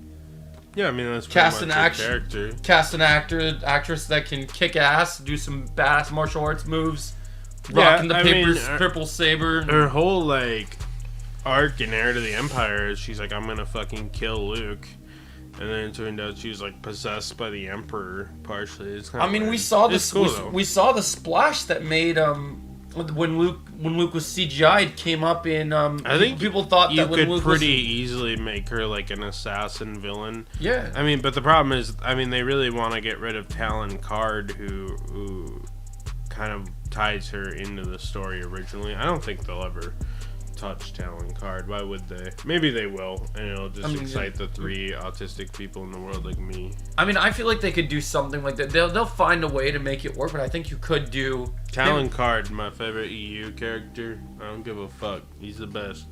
You love that character, just smuggler guy. He's just smuggler guy. He's awesome though. Yeah, there are some cool characters. he like after Mara Jade kind of like goes rogue because she like basically has to go into hiding after the Emperor dies. He's like, I'll take you on as my like assistant basically. And then him and Mara become homies, and Luke's like, you can be like a fucking Jedi and shit, dog. And then they eventually start fucking. That's pretty interesting. I feel like the way that you look at this, like you could totally have, like you have her in it, be great. Maybe you don't need it, but I think it'd be cool because she's a cool character, and I think it'd be cool to see her explored. But yeah, I think it's cool that that's an EU character that you really like. So it'd be cool to see. Maybe if they don't use them, maybe they could at least reference him or do something. I think my biggest thing is like I want a Star Wars movie where like look, they got to fix Thrawn. They can probably fix Thrawn eventually, give it to the right writer. Hopefully Dave Filoni takes this movie and finally gets his footing back because I think he needs to earn some respect back. What I really hope for in this movie is because of what we got with The Mandalorian, I think that you know people got so excited in that moment in Mando season 2, seeing CGI Luke walk to the hallway and go crazy. Right. A real Luke Skywalker, a real prime Luke Skywalker, kicking all sorts of ass in a movie where he's the star again, is what people want in Star Wars right now. I think that would be something that would make so much money. But here's the problem. Kathleen Kennedy, as I said, I don't think Kathleen Kennedy... I think a lot of people... Luke be the star again? No, I think a lot of people think the problem is Kathleen Kennedy has got all these creative opinions and wants to push an agenda. I don't think she fucking cares about any of that shit. Right. She cares about the dollar. She cares about the almighty dollar. Well, she and cares here's about the dollars problem. She knows she'll make money. The problem with making Luke the main character is nobody went to see the Han Solo movie. The fact that the Han Solo movie is like the embarrassment of the Star Wars franchise. I love the Han Solo movie. I think it's one of the best things Disney made. But you know, there's actually no money in China, which is what they were banking on. But you know, the reason why that movie failed so epically, right, is not just because of the quality of the movie, the issues with the movie. The reason that movie suffered is because when they released those movies, they were in the plan at Disney where they wanted Star Wars movies to come right after each other. Yep. Right? So that's the problem. So the problem is because they released... It came 5 months after the Last Jedi, which people didn't like. It made a lot of money, but then people were like, I don't really want to watch this weird fucking recasted Han Solo. Which I also think Disney never tried to give the audience enough. But that's the people thing, couldn't buy Han Solo without Harrison Ford. They just didn't market it in the way where they made sense. But I feel like because Star Wars was in such disarray from the garbage nonsense that was Last Jedi, I think if you waited long enough and you marketed it properly, I think Solo would have worked. No, I agree. I think Solo is a great movie. And I think with this whole Luke Skywalker thing, the thing I think that they could pull off here... But Kathleen Kennedy learned the wrong lesson, and she said, oh, this movie didn't make that much money, so recasting the characters is bad.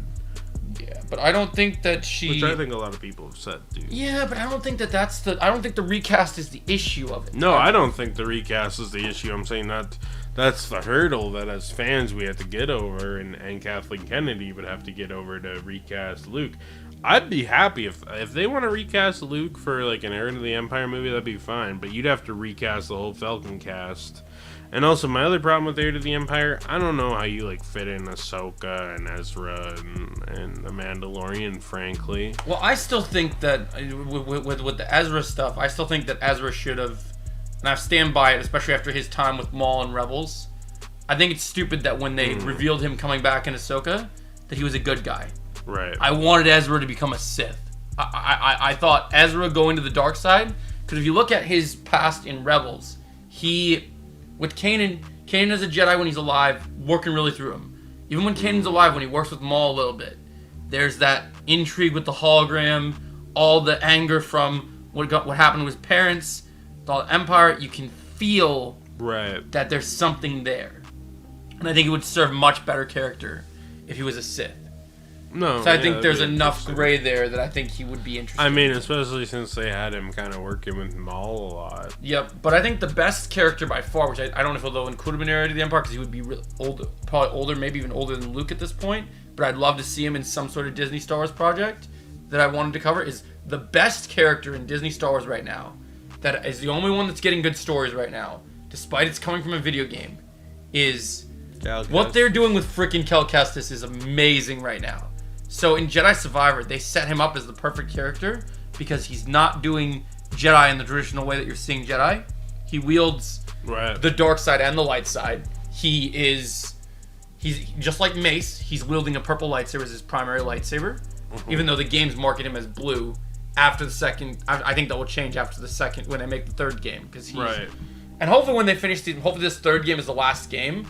And they'll just start putting him into movies and shows after. Because we need him in live action. I know the actor looks like him. I know he wants to play him. Because I did his face on him and everything. I think why they need this to happen so bad is, as a character, he brings so much amazing stuff to this. Like, a Jedi that could use both the light and the dark side would make such an interesting dynamic. Would make so many cool possibilities. And, opportunities we never got to really see with Mace. Because Mace, was awesome, but we're probably going to lose out on a lot of cool Samuel Jackson things. So I think Cal Kestis would be awesome. I think you could see some great things with Cal Kestis. I think that'd be good. Do you want to see Cal Kestis do some? Yeah, no, crazy? I like Cal Kestis. I don't think he's got like a ton of character in the games, but the point is here just kind of Cal Kestis. I think he's cool though. I love the Jedi Survivor game, so I feel like giving him a chance in like a real show. And I've seen that guy in other stuff, and he's a great actor. He's a good actor, so I think if you wanted to bring him in for like a TV show or something that ties into Jedi or something, I'd be fine with it. They could do something, or have him pop up in something, age him up a bit with makeup or. Well, they could easily age him up. I just wonder, do you think what age would he be? Because Fallen Order takes place like 5 or 6 years after Revenge of the Sith. So he'd be probably, I'd say he's about 14 to 18 years older than Luke, I would say. 14 to 20 years older than Luke. So that'd be interesting then. Because what was he? He was like 5 or 6 during Order 66. Like, he's still pretty young. So, I think he might have been like 10. So, if he was 10 during Order 66, by the time we're looking at like Mandalorian and shit, he'd probably be like 45, 50. But I feel like you could probably just like use prosthetics or CGI to age the actor up like 20 years, add some wrinkles or something to him if you wanted, or you could probably just set something during the time of the Empire. Like, I wouldn't mind seeing a little bit more of Cal Kestis in whatever form. Although I think there's a chance at the end of the game series he might die or something, since we haven't really seen much of him. I think there's still Jedi out there that Disney keeps toying with that are still very much alive. Right. So I think that he could just be in other stories, and they've just got to wait till his story unfolds. The problem is, I feel like any Jedi who has survived from prequels to post-OT, you've got to do an ass pull on. Because in Empire, you have Yoda saying that Luke's the last Jedi. And I think that causes issues. So they have like Ezra's in the other dimension or whatever, and Ahsoka's technically not a Jedi anymore. And this and that. They kind of have stated that that's very much the case. They always feel like they need a reason to make Luke the only Jedi during the OT, which is why I think that's part of the problem with sticking in like that OT and immediately past OT era. That's why I'm kind of fine with like the High Republic, because if you want to do Jedis, it's kind of hard to do that in the OT era. You kind of need to either do stuff in the prequel era or way before or after.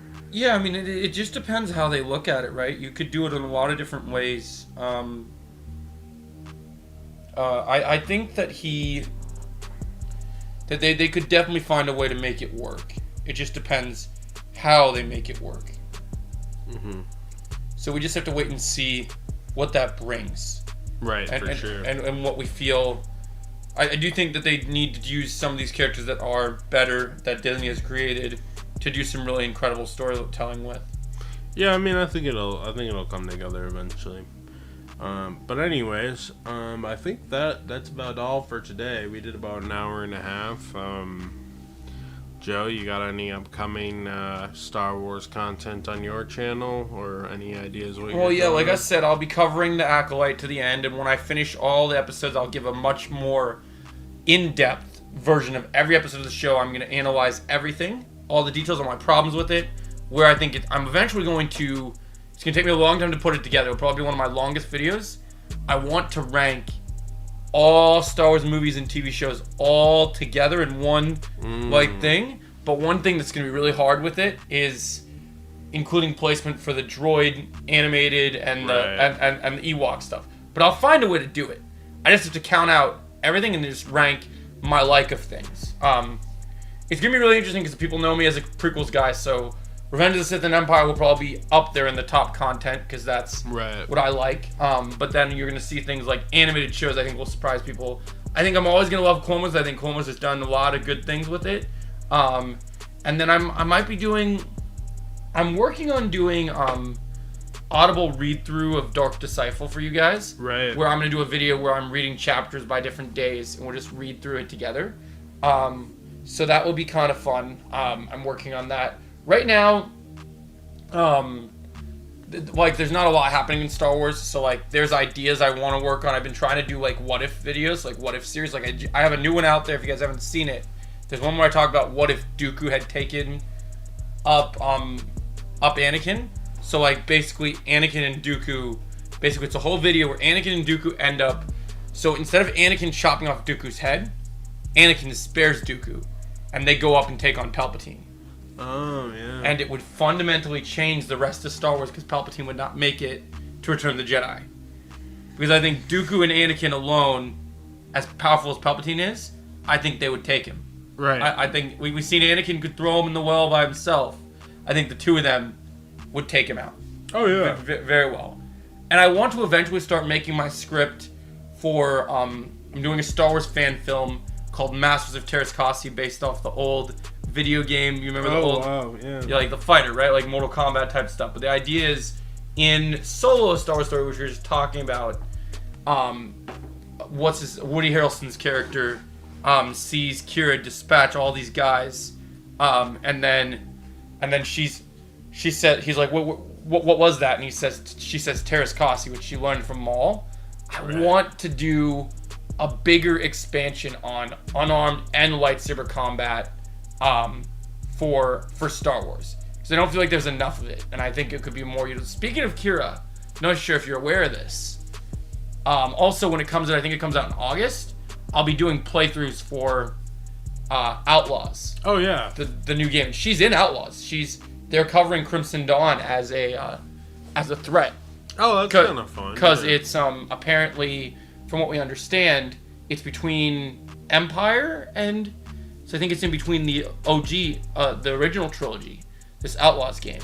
Oh, nice. So it sounds like there's going to be some fun, small stuff. Jabba's in the game.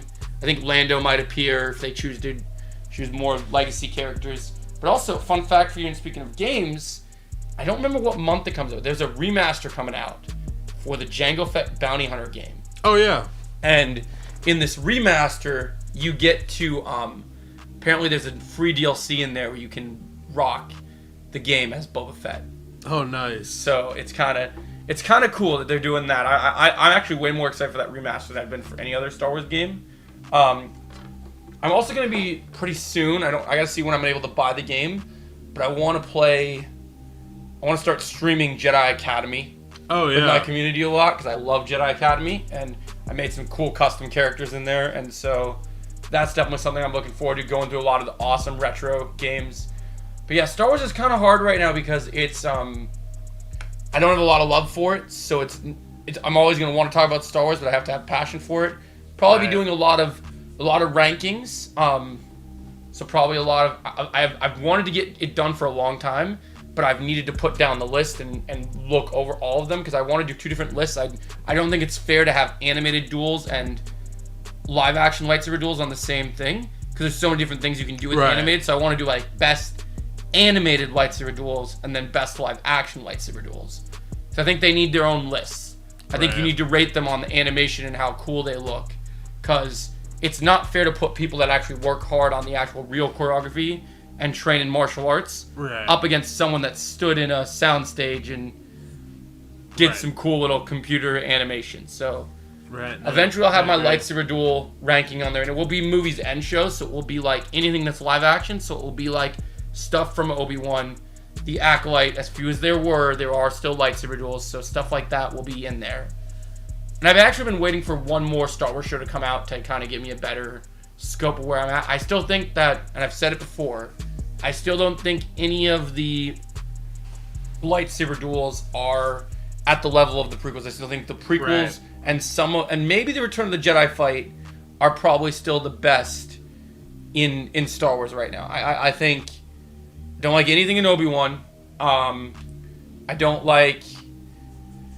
I think there was one duel I liked in Ahsoka. I think one of them I thought was decent. Not enough to be like it's amazing. It's up here with the best of the best. But I think my list will be surprising because even my favorite Star Wars movie, like Revenge of the Sith, I love that movie. But there's lightsaber duels in that movie that even I don't think are like top tier. Like I follow Nick Gillard's YouTube channel, and I saw some of the stuff that even George Lucas cut down.